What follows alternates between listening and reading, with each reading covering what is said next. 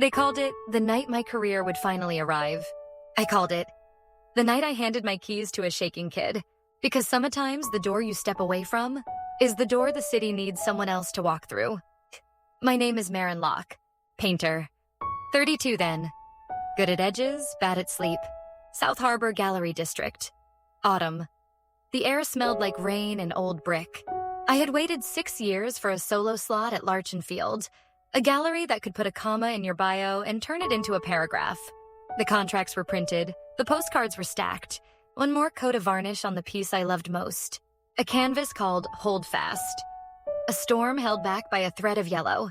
In my pocket, I kept what I always kept, a charcoal nub wrapped in yellow thread. My grandmother tied that thread there the day I chose art over a steady job.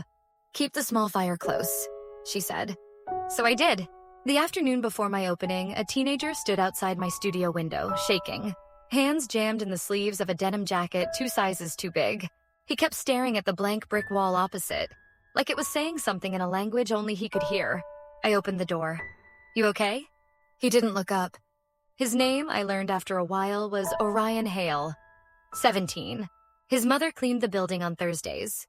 His voice, when it found itself, was careful, like stepping on ice. There's no place to put it," he said. "Put what?" "The picture in my head. It won't fit in notebooks anymore.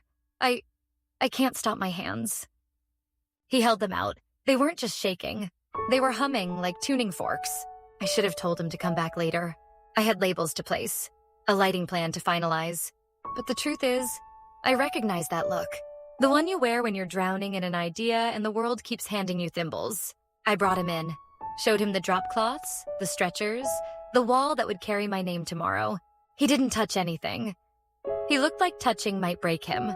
I pressed the charcoal nub with yellow thread into his palm. "Draw it here," I said, reaching for a scrap of craft paper taped to a crate. "Not perfect, just first." He drew like he'd been holding his breath for a year. A river of people braided through buildings that leaned toward them like listening elders. Hands in the river passed stories forward, like bricks, like fruit, like babies. On one corner, our corner, someone painted a door bright sunflower yellow. Even in charcoal, it glowed. "Orion," I said, and my mouth was ahead of my good sense. "You need a wall." He flinched. "I don't have..." School said no. No paint, no budget, no permits. I can't ask anyone else to give up. There's a hinge in every story. It creaked then. I stared at my freshly patched white walls, at the schedule, at my name printed on 100 invitations. I thought about how many times I had wanted someone to move aside and make room. My chest felt like a fist unclenching. "Take my slot," I heard myself say. He blinked. What? "Take it. Use the window of attention. We'll paint outside. We'll invite whoever wants to help. We'll call it a preview. Or a protest. I'll figure out the words. You figure out the picture." It was not generous. It was terrifying. My agent would boil. My rent would sneer. But the thought of that river living only in his jacket, that felt like theft. He whispered, "Why would you..." I could have given him a speech about community and access. Instead, I told the truth. Because once, someone stepped aside for me. And because art isn't a ladder, it's a table. "Pull up a chair." His hands steadied just enough to close around the charcoal. That night, I drafted an email that would likely cost me a contract. I slept with the light on. The next day we painted. It did not bloom like a miracle. It crawled like a stubborn vine. Permits? No. Then, maybe if... Then, we lost your forms. Sponsors? Nice story. Then silence. The rain came sideways. The lift broke twice. A bucket of primer slid off the ledge and exploded like milk on stone. Orion kept coming. He worked mornings at the bakery, afternoons at the shipping warehouse, nights at the wall. He learned the taste of solvents and the politics of ladders. He mapped the bricks with chalk, counted courses under his breath like a spell. When his hands shook, he pressed them to the warm side of the wall and waited. Sometimes he cried without noticing. The wind stole it before we could. We built a crew from whoever paused to watch and didn't run when we handed them a brush. Nor a bus driver with Sundays off. Calder, a substitute teacher whose last name made me laugh because it sounded like sculpture. Ria, who ran the bodega at the end of the block and knew everyone's true name. We argued with the developer's rep who said, "This whole block is slated for renewal. You're decorating a condemned goodbye." I wanted to throw a paint can. Instead, I learned to carry a clipboard. I learned acronyms, RFPs, EIS, FAIR. That felt like walls before walls. I learned to make coffee strong enough to keep a mural awake. Meanwhile, Orion built the picture in public like a shipwright. Day by day, the river of people appeared. A seamstress handing a pattern to a mechanic handing a story to a child. Our corner door went sunflower yellow, just like his sketch. When the sun hit it at 4, the whole street warmed. He kept the charcoal nub in his pocket. On the worst days, when a glaze turned muddy or a line refused to sing, he'd take it out, pinch the smudged yellow thread, close his eyes and remember the first line he'd dared put on paper. He called it his small fire. People started to slow down. A city inspector left his car running and stood with his arms crossed longer than inspectors stand. High school kids brought pizza and left with paint under their nails. A music teacher played trumpet at dusk and made the river sway. Flaw. Here is my crack. Control. I am a planner, a counter of screws. Giving up the show was a clean kind of brave. Living with the mess of it. The schedules slipping, the money bleeding, the whispers about me wasting heat. That gnawed at me. One night I snapped. A brushstroke wandered and I heard my voice. Sharp. Wrong. Orion, stop improvising. Stick to the grid. He froze. The grid was a map he'd made to befriend the wall, not a cage. He climbed down. We stood in water echo silence. He took the charcoal out, tapped the thread. "Marin, you gave me a door," he said quietly. "Let me choose how wide to open it." I felt my stomach drop through the scaffold. "Okay," I said. "Okay." We built a new rule that night. The line belongs to the one holding the brush. The wall belongs to the block. I wrote it on my forearm so the rain couldn't wash it away. Setbacks. 2 months in, a rumor sharpened into notice. Demolition in 90 days. The developer planned artist lofts and essential retail, which is a funny way to say, the people who made the music can't afford the tickets. We fought like people who had already started grieving. Town hall, petitions. Noor spoke about buses rerouted around lives. Ria spoke about credit lines stretched like taffy.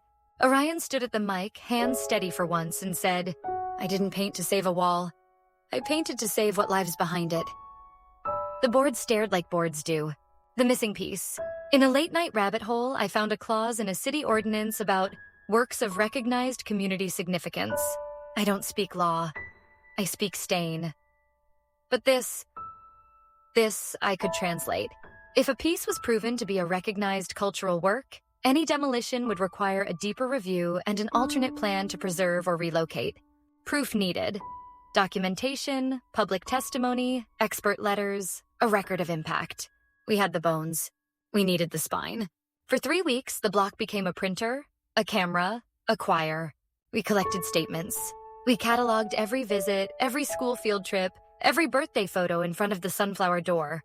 We asked a historian to write about the stories braided into the river.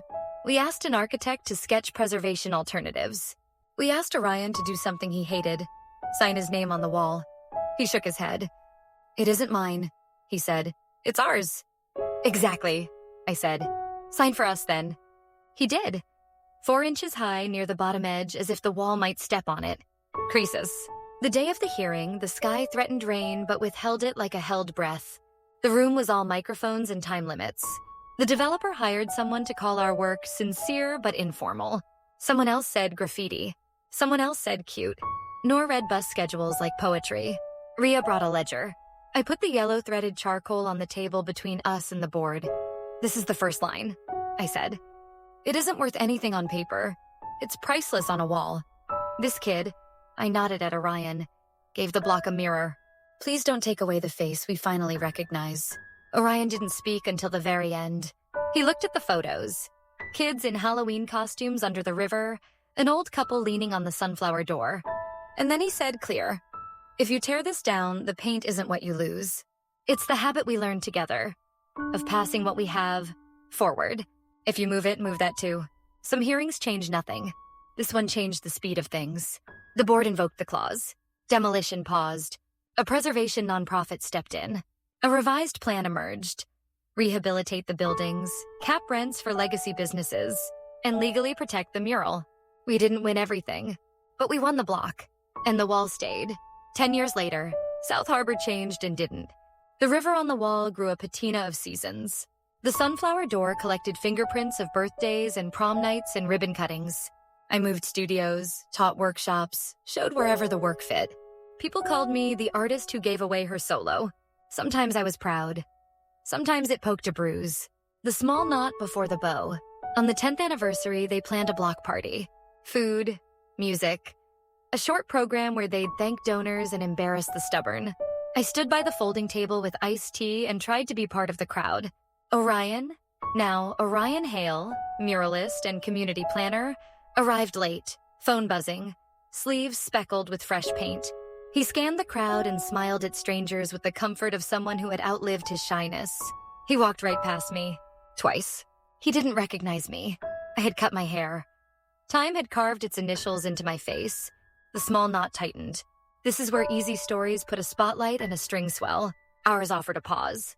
I let him pass once more. Then I stepped toward the wall. I pressed my palm against the warm brick under the sunflower door. The stone remembered my hand.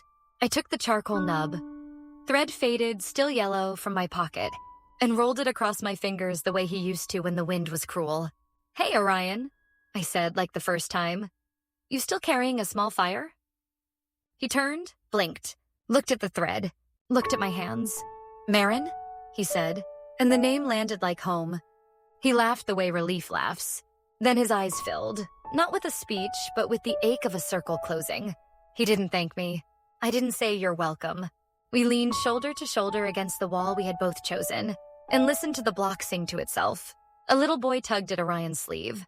"Did your painting save our houses?" he asked. Orion crouched. "The painting helped us remember each other," he said. "That's what did the saving." He stood, reached into his pocket, and placed something in my hand. A new charcoal nub, this one wrapped in fresh sunflower yellow thread. "Keep the small fire close," he said. We didn't end with a sermon.